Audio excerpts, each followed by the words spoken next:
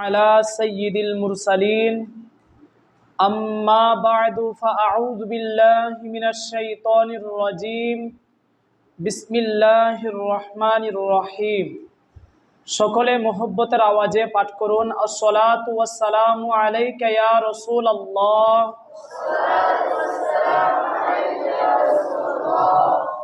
ওয়া আলা আলিকা ওয়া আসহাবিকা ইয়া হাবিবাল্লাহ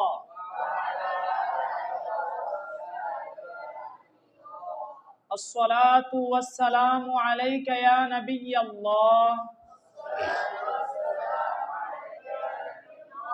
وعلى آلك وأصحابك يا نور الله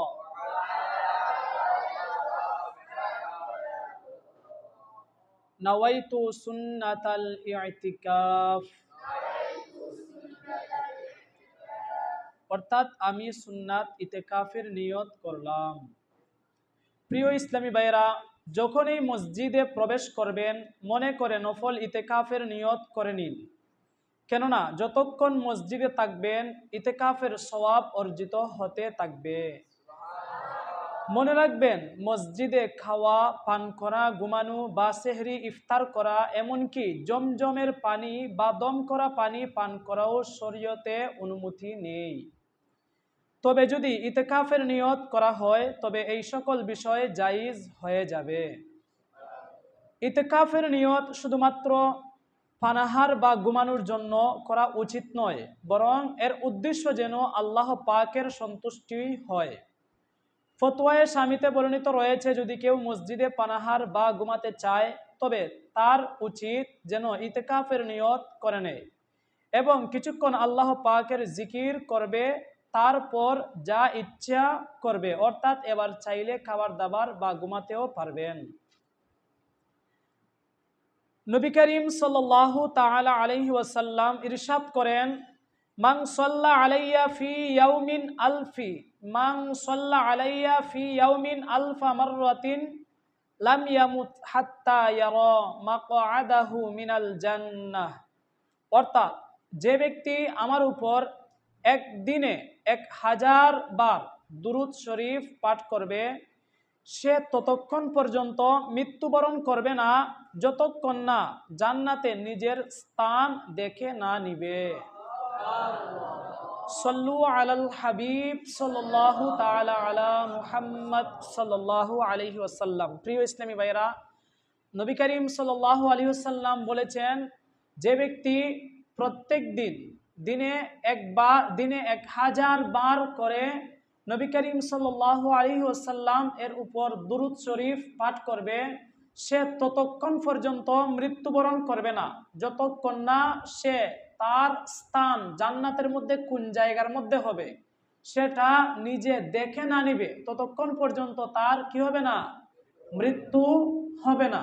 সুবহানাল্লাহ।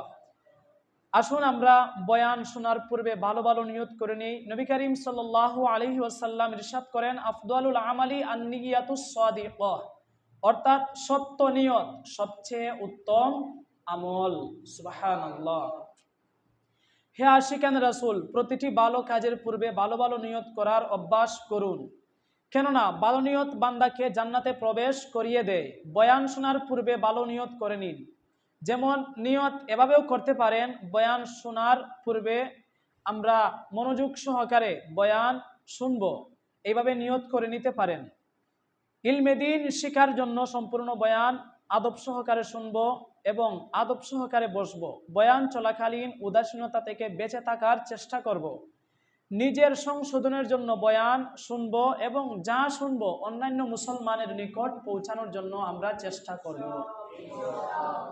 সল্লু আলাল হাবিব সাল্লাল্লাহু তাআলা আলা মুহাম্মদ সাল্লাল্লাহু আলাইহি ওয়াসাল্লাম। প্রিয় ইসলামী ভাইয়েরা, পিতা মাতার খেদমত করা অনেক বড় সৌভাগ্যর বিষয়। কিছু লোক মা বাবার খেদমত ও বরকত থেকে অনেক দূরে রয়ে যায়। তারা এই বিষয়টি বুঝতে পারে না যে তারা কত বড় সত্তা, অর্থাৎ মায়ের সম্পর্কে তো আমরা অনেক শুনতে পাই যে মায়ের দোয়া জান্নাতের পথ খুলে দেয়, মায়ের কদমের নিচে জান্নাত রয়েছে। মায়ের কদমকে জান্নাতের চৌকাঠ বলা হয়েছে। মা মা মাই হয়ে থাকে, এতে কোনো সন্দেহ নেই। মায়ের সাথে কারো তুলনাও হয় না। দুনিয়াতে মায়ের কোনো বিকল্প নেই, কিন্তু পিতার খেদমত, সম্মান ও শ্রদ্ধার দিক থেকে সেই জিনিস দেখা যায় না যা আসা উচিত, এবং পিতার সাথে যতটুকু ভালোবাসা প্রকাশ করা হয় না, অথচ পিতার সাথে ততটুকু ভালোবাসা প্রকাশ করা হয় না যা করা উচিত ছিল। অথচ আমাদের জীবনে পিতার এক বিশেষ গুরুত্ব ও গুরুত্বপূর্ণ ভূমিকা রয়েছে। আসুন পিতার খেদমত সম্পর্কিত একটি আকর্ষণীয় কাহিনী শ্রবণ করি। আমাদের আজকের এই সাপ্তাহিক সুন্নতে ভরা ইজতিমার যেই বয়ান, সেই বয়ানের নাম হচ্ছে পিতার মর্যাদা ও শ্রেষ্ঠত্ব। পিতার মর্যাদা ও কি শ্রেষ্ঠত্ব। আসুন আমরা এই বিষয়ে, পিতার সম্মানের বিষয়ে একটি সুন্দর ঘটনা শ্রবণ করি। বর্ণিত রয়েছে, এক ব্যক্তি 4 ছেলে ছিল।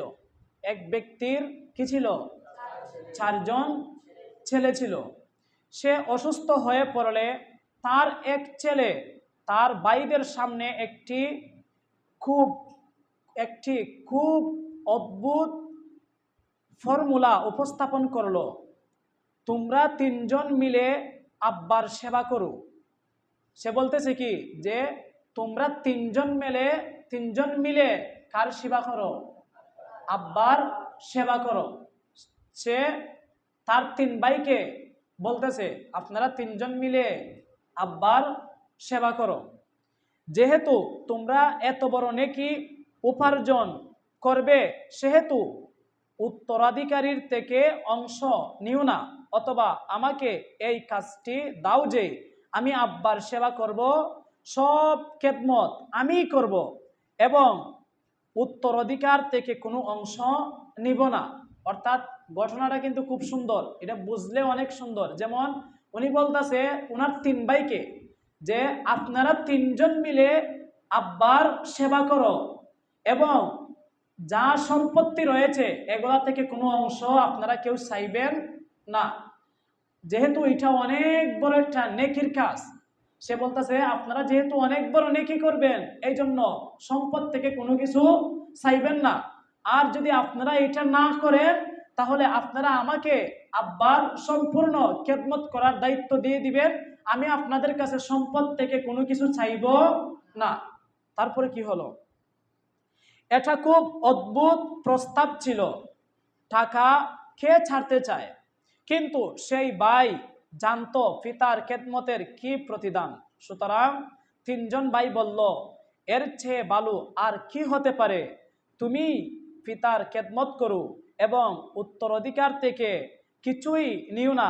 যাই হোক, এই ফর্মুলা ঠিক হয়ে গেল, এবং সেই ভাই তার পিতার খেদমত করতে লাগলো যতক্ষণ না পিতা ইন্তেকাল করলেন। অর্থাৎ যখন তিনি এই প্রস্তাব দিয়েছিলেন আপনারা 3 জন খেদমত করবেন আর সম্পদ থেকে কোনো কিছু চাইবেন না, আর না হয় আমাকে খেদমত করতে দিন, আমি খেদমত করব, আমি সম্পদ থেকে কোনো কিছু নিব না, তখন তারা 3 ভাই অনেক খুশি হয়ে গেছিল যে খুব সুন্দর প্রস্তাব, বাবার খেদমত করা লাগবে না, একা একা করবে, আবার একে কি সম্পত্তিও দেওয়া লাগবে না, এটা তো খুব ভালো একটা প্রস্তাব।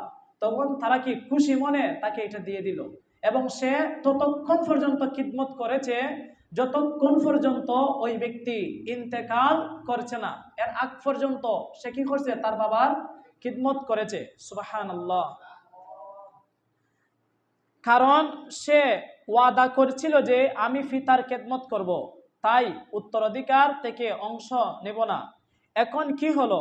এক রাতে সে ঘুমিয়ে পড়লো। স্বপ্নে একটি আওয়াজ শুনতে পেল, কেউ বলছিল অমুক জায়গায় যাও, এবং সেখানে 100 দিনার অর্থাৎ 100 সোনার মুদ্রা আছে, সেগুলো নিয়ে নাও। অর্থাৎ সে একদিন স্বপ্নে দেখতেছে যে তাকে স্বপ্নের মধ্যে ঘোষণা করা হচ্ছে যে তুমি অমুক জায়গার মধ্যে যাও এবং ওই জায়গা থেকে গিয়ে 100 দিনার নিয়ে আসো। আর 100 দিনার কিসের ছিল? স্বর্ণ মুদ্রার ছিল। সে এইভাবে স্বপ্নে দেখলো।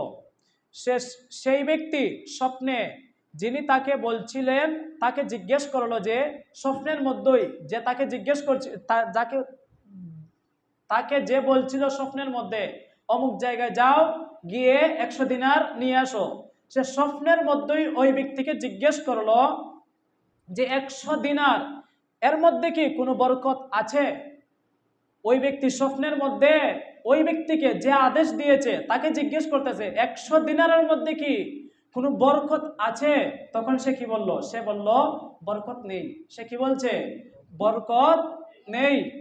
সকালে উঠে সেই ব্যক্তি তার স্ত্রীকে বলল, আমাকে স্বপ্নে একটি জায়গা দেখানো হয়েছে যেখানে 100 দিনার আছে, কিন্তু আমি নিতে অস্বীকার করছি কারণ সেগুলোতে বরকত নেই।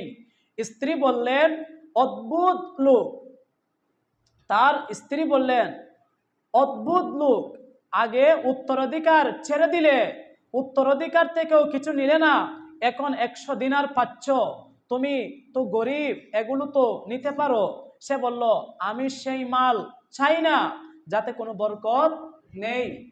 অর্থাৎ যখন সে তার স্বপ্নের ব্যাপারে তার ওয়াইফকে বলল, তার স্ত্রীকে বলল যে আমি আজকে এরকম স্বপ্ন দেখেছি, কিন্তু আমি এই সম্পদ নিতে আমি অস্বীকৃতি জানালাম, আমি সেটা নিতে চাই না। তখন তার স্ত্রী বলতেছে, এটা কেমন অদ্ভুত কথা যে আপনি পূর্বেও উত্তরাধিকার ছেড়ে দিচ্ছেন, এখন আবার এটা পাইছেন, এটা নিতেছেন না, এটা কেমন কথা? তখন ওই ব্যক্তি বলছিল, আমি এইটা চাই না যেটার মধ্যে কি নাই, বরকত নাই। দ্বিতীয় রাতে সে ঘুমিয়ে পড়ল। তারপর স্বপ্নে একটি জায়গা দেখতে পেল। অমুক জায়গায় সোনার 10 আশরাফি আছে, 10 আশরাফি, সেগুলো নিয়ে নাও। সে বলল, সেগুলোতে কি বরকত আছে? বলা হলো, সেগুলোতে বরকত নেই।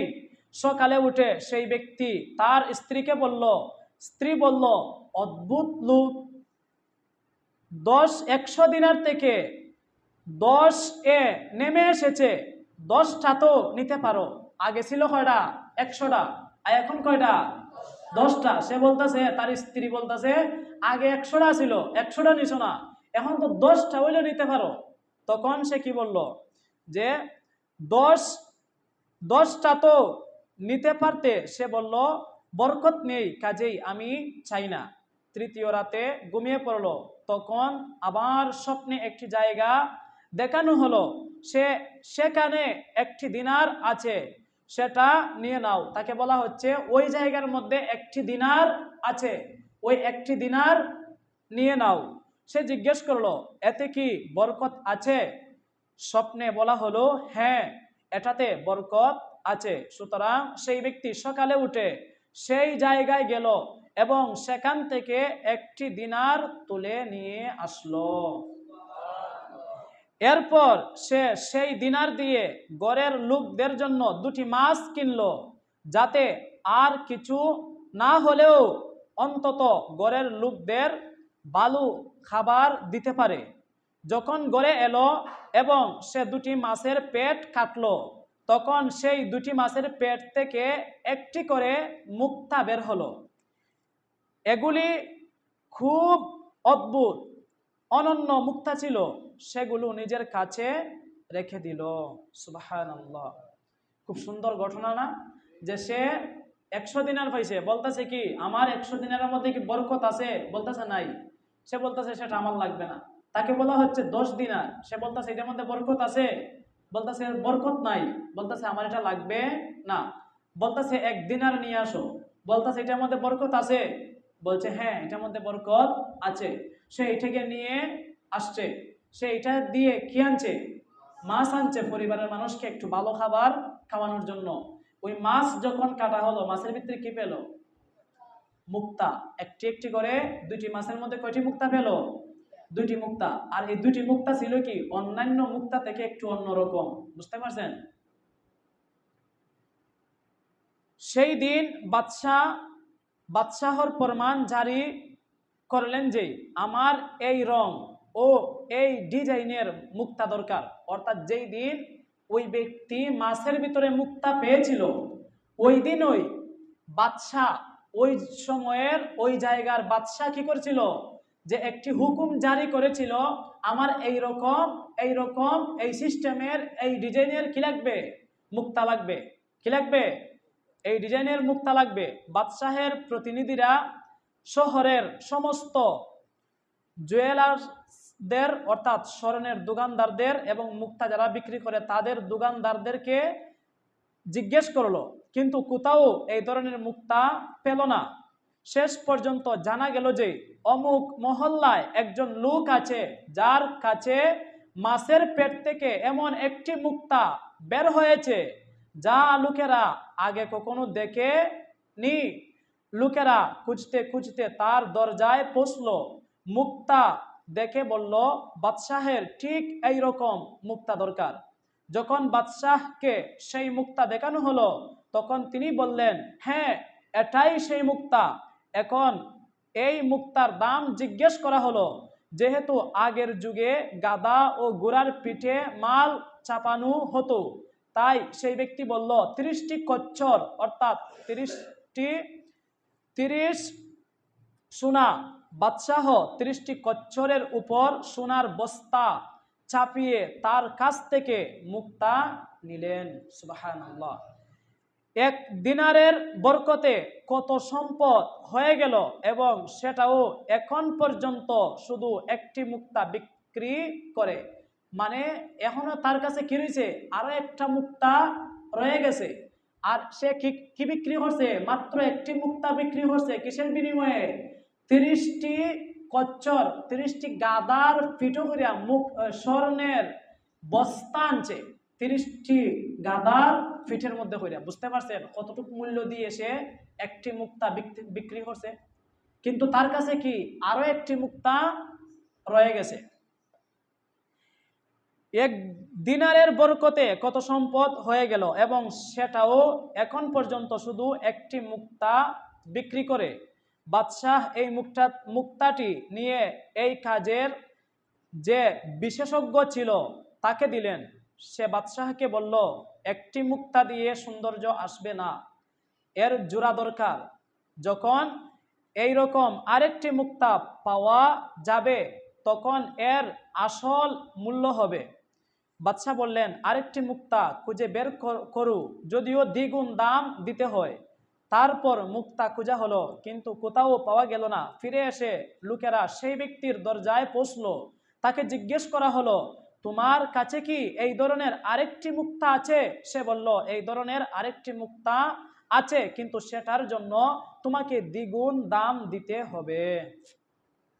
সুতরাং তারা সেই ব্যক্তির কাছ থেকে 60টি কচ্ছরের উপর সোনার বস্তার বিনিময় করে সেই মুক্তা নিয়ে নিল। সুবহানাল্লাহ। প্রিয় ইসলামী ভাইয়েরা, আমরা এখান থেকে কি শিখলাম? এই ঘটনা থেকে আমরা পিতার খেদমতের পাশাপাশি এটাও শিখতে পারলাম যে নিঃসন্দেহে যে অল্প সম্পদে বরকত থাকে সেটা সেই বেশি সম্পদ থেকেও ভালো, যা হারাম হয় এবং বরকত শূন্য হয়। যেই সম্পদ এর মধ্যে বরকত রয়েছে সেটা যদি কম হয়, বেশি হারাম এবং বেশি বরকত শূন্য হওয়া সম্পদ থেকে কি কম হালাল সম্পদ কি ভালো।